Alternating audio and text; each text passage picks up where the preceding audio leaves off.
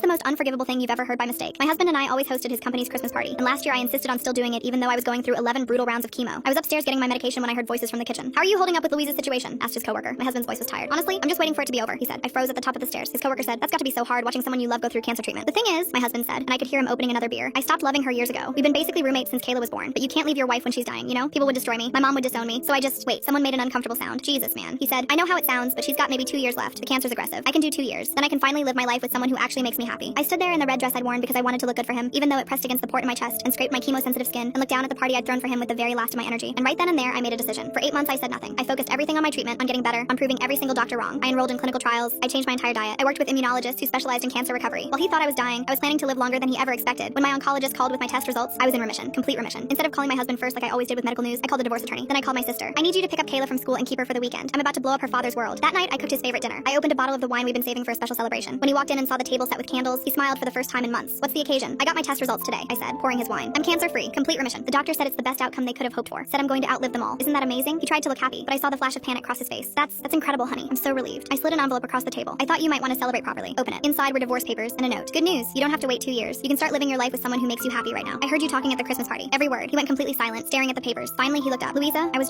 scared and talking to Coke. I didn't mean any of that." I said, "I spent 8 months fighting for my life while you were counting down the days until I died. I survived cancer. I won't survive staying married to you. The divorce was brutal. I got full custody of Kayla, half his assets, and kept the house." He moved in with his secretary, which honestly felt like a cliche even he should have been embarrassed about. 2 years later, exactly when he thought I'd be dead, he called me. "Louisa, I made the biggest mistake of my life. I want to come home. I want us to be a family again. I never stopped loving you." I was in my garden when he called, planting flowers for the spring. Flowers I was going to be alive to see bloom. "You know what's funny?" I said, pulling weeds with my bare hands. "The cancer taught me that life's too short to waste on people who are just waiting for you to disappear. I'm not going anywhere, and that includes going back to you." I hung up and went back to my garden. That night, Kayla and I made dinner together in our kitchen, in our house, in the life I fought to keep. Some battles are worth surviving for.